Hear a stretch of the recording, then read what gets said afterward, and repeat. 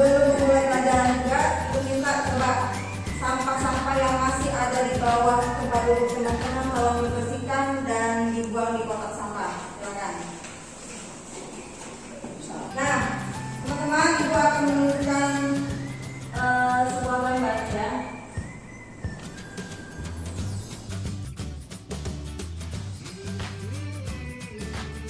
Dan di gambar ini teman-teman, siapa yang bisa menjelaskan apa sih, bagaimana sih suasana kelasnya, apa yang terjadi dalam kelas itu? Siapa yang bisa menjelaskan? Suasana kelasnya tidak kondusif karena guru yang tidak menguasai kelas sehingga tidak bisa mengondisikan peserta didiknya dengan baik. Ada yang tidur, ada yang ngobrol, ada yang bercanda. Sekarang Ibu kembali ke sini. Nah, silakan dilihat teman-teman.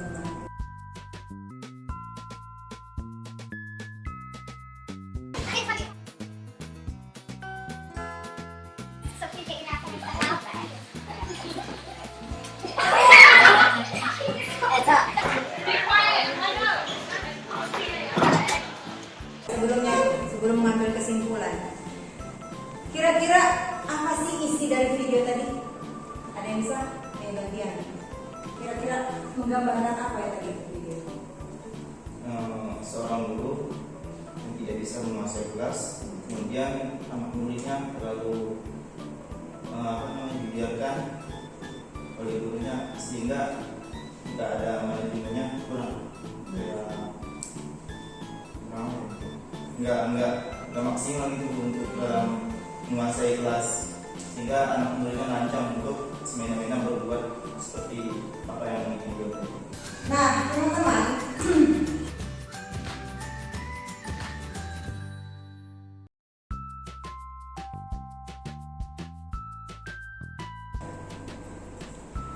kita akan belajar tentang manajemen peserta didik. Manajemen peserta didik menurut Sujipto Mukti itu adalah manajemen peserta didik merupakan proses pengurusan segala hal yang berkaitan dengan peserta didik di suatu sekolah, mulai dari perencanaan, penerimaan, pembinaan selama peserta didik itu berada di sekolah sampai pada peserta didik itu lulus pendidikan. Nah, melalui penciptaan suasana yang kondusif. Tadi ya ada ya jawabannya Irfan ya, penciptaan suasana yang kondusif terhadap berlangsungnya proses belajar mengajar yang efektif. Nah, adapun landasan hukum dari manajemen peserta didik itu, nah ini terdapat dalam Undang-Undang 1945 pasal 31 ayat 1 dan 2. Yang kemudian Undang-Undang 45 itu direalisasikan ke Undang-Undang Sisdiknas nomor 20 tahun 2003. Kemudian dari Undang-Undang Sisdiknas diwujudkan dengan peraturan teknis berupa peraturan pemerintah yaitu PP nomor 4 tahun 2022. Nah, itu ya. Nah, sekarang tujuan. Nah, tujuan dari peserta didik itu apa sih? Nah, tujuan dari peserta didik itu ada dua, teman-teman. Ada yang khusus dan ada yang umum. Ya. Ibu akan jelaskan yang umum. Tujuan yang umum menurut Nurdin Matri, tujuan dari manajemen peserta didik adalah mengatur berbagai kegiatan dalam bidang kesiswaan agar dalam kegiatan pembelajaran di sekolah dapat dijalankan secara lancar, tertib, teratur demi tercapai tujuan pendidikan. Nah, tujuan khususnya yaitu ada 4, teman-teman. Pertama, sebagai upaya dalam melakukan peningkatan terhadap pengetahuan, keterampilan dan psikomotorik peserta didik. Nah, ya. Tujuan yang kedua, khusus yang kedua yaitu mengembangkan dan menyalurkan kemampuan peserta didik, bakat dan minat yang diminati oleh peserta didik. Jadi tujuan untuk seperti kata Ibu tadi jawabannya ya, untuk mengembangkan bakat. Nah, itu ya.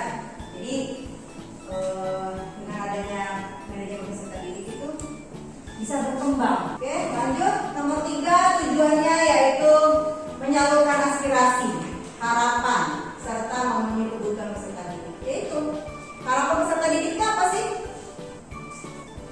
Harapannya ya supaya ketika pembelajaran itu terkesan asik gitu ya, enak, menyenangkan, nggak ngebosenin. Nah, gitu ya. Keempat yang terakhir yaitu peserta didik dapat belajar dengan baik. Nah, seperti tadi di awal, Ibu, tolong teman-teman ketika masih ada sampah di bawah kursinya silakan dibersihkan. Nah, tujuannya itu juga ya, supaya apa? Supaya enak, belajarnya itu supaya enak. Kalau udara kita bersih, kita enak kan bernafas kan. Tapi kalau udara kita kotor, sesak. Yang ada kita dapat sakit. Oke?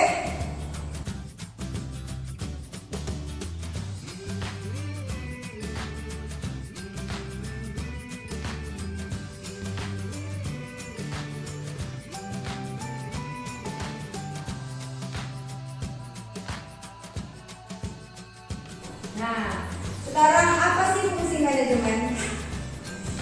Sebelum masuk ke situ, ya. Sekarang ada nggak di antara teman-teman yang ingin bertanya? Bu, Ya. saya tanya, Ya, silakan. apakah semua sekolah dapat melakukan manajemen peserta didik itu sama? Oke, sebelum Ibu jawab, terima kasih Riyadi pertanyaannya. Ada nggak di antara teman-teman yang bisa menjawab pertanyaan Riyadi? Misalnya gini, yang swasta keagamaan aja, keagamaan Kristen dengan sekolah swasta keagamaan Islam, bisa nggak manajemen itu diterapkan dengan situasi sekolah yang berbeda itu? Menurut aku sih ya Bu, setiap lembaga memiliki manajemen untuk peserta didiknya masing-masing. Jadi misalkan menurut mereka, oh yang ini nih plan yang ini jauh lebih mudah untuk kita share ke anak-anak gitu biar lebih kondusif atau efektif dalam kelas. Gitu sih. Jadi nggak harus sama semuanya. Oh, nggak harus sama. Jadi setiap sekolah itu pasti berbeda manajemen cara memanage peserta didiknya, begitu ya? Punya caranya masing-masing. Fungsi dari manajemen peserta didik. Ya. Fungsinya juga sama ya seperti tadi, ada yang umum dan juga ada yang khusus. Kalau umum yaitu sebagai wahana bagi peserta didik untuk mengembangkan diri seoptimal mungkin. Nah, jadi dengan adanya manajemen peserta didik itu gampang gitu ya, dengan mudah bisa mengoptimalisasikan potensi diri dia, bakat dia. Gitu. Nah, yang berkenaan dengan segi-segi individualitasnya, segi sosialnya, segi aspirasinya, dan juga kebutuhannya dan potensi-potensi peserta didik lainnya. Oke, lanjut sekarang yang khusus. Fungsinya ada 4 juga, yaitu fungsi yang berkenaan dengan pengembangan individualitas, kemudian yang kedua yaitu fungsi yang berkenaan dengan pengembangan sosial peserta didik, yang ketiga yaitu fungsi yang berkenaan dengan penyaluran aspirasi dan harapan peserta didik, dan yang keempat yaitu fungsi yang berkenaan dengan pemenuhan kebutuhan dan kesejahteraan peserta didik. Kalian diskusikan ya, tahapan-tahapan penerimaan atau manajemen peserta didik di sekolah negeri seperti apa? Paham ya? Ya, kira-kira ada yang ini nggak? Ada yang perlu ditanyakan ke Ibu?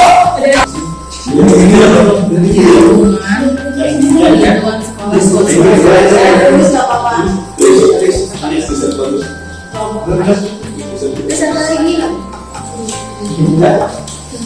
Sudah ketemu jawabannya? Sudah Bu? Mantap.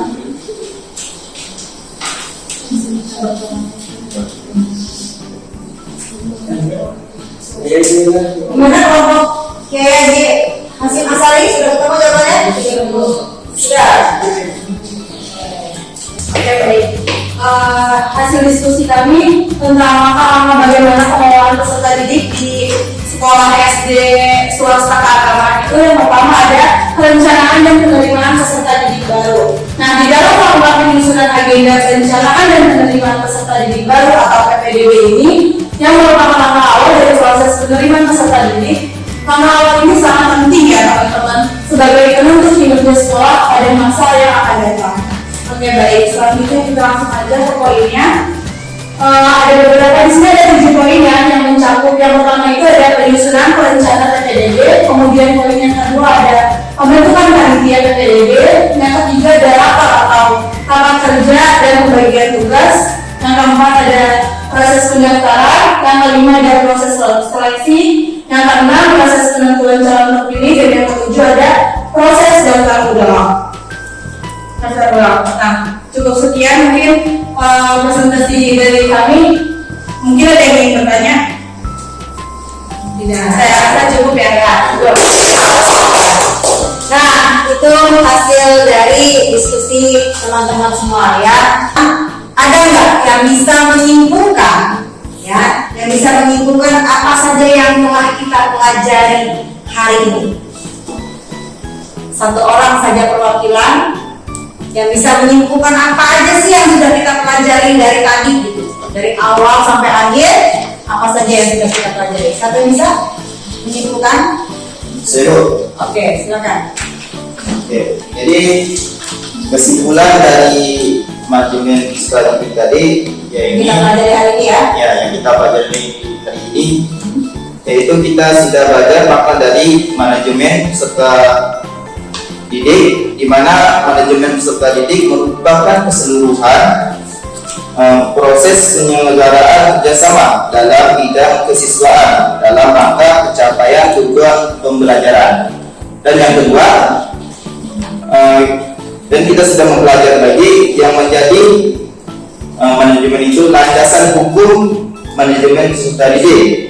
Yang ketiga, tujuan manajemen peserta didik adalah menata proses kesiswaan dimulai dari perekrutan peserta didik, proses belajar mengajar hingga mereka lulus dari lembaga pendidikan tersebut, bahkan hingga menjadi alumni yang terbaik seperti itu. Dan keempat, dengan adanya manajemen peserta didik ini diharapkan proses pendidikan dan pembelajaran dapat berjalan dengan baik, teratur, bahkan hingga menjadi alumni yang baik. Dan sebagai contoh dari kelasnya kelak nanti. Ya, alhamdulillah. Sudah? Iya, terima kasih Ariadi. Ya, baik teman-teman. Nah, jadi teman-teman sekalian sekarang sudah paham ya, sudah paham dan sudah punya ilmunya dan juga sekaligus keahliannya ya. Bagaimana manajemen peserta didik itu diterapkan sesuai dengan landasan hukum yang berlaku. Nah, kita sebagai umat Islam ketika mengelompokkan anak dalam rangka mendidik anak, gitu ya, mendidik mereka, walaupun kita wafat, maka ilmu itu akan masih terus mengalir, ya, akan masih terus mengalir. Maka kita niatkan seperti itu ketika memanagenya, ketika mengaturnya, gitu, supaya tetap mengalir amal jariahnya, gitu ya. Nah, supaya menjadi juga ladang amal kita. Ya teman-teman. Nah, sebelum ikut itu, apakah ada pertanyaan dari teman-teman? Cukup? Tidak ada lagi mau tanya ya? Oke. Baik, kita akhiri sama-sama dengan baca hamdalah. Wassalamualaikum warahmatullahi wabarakatuh.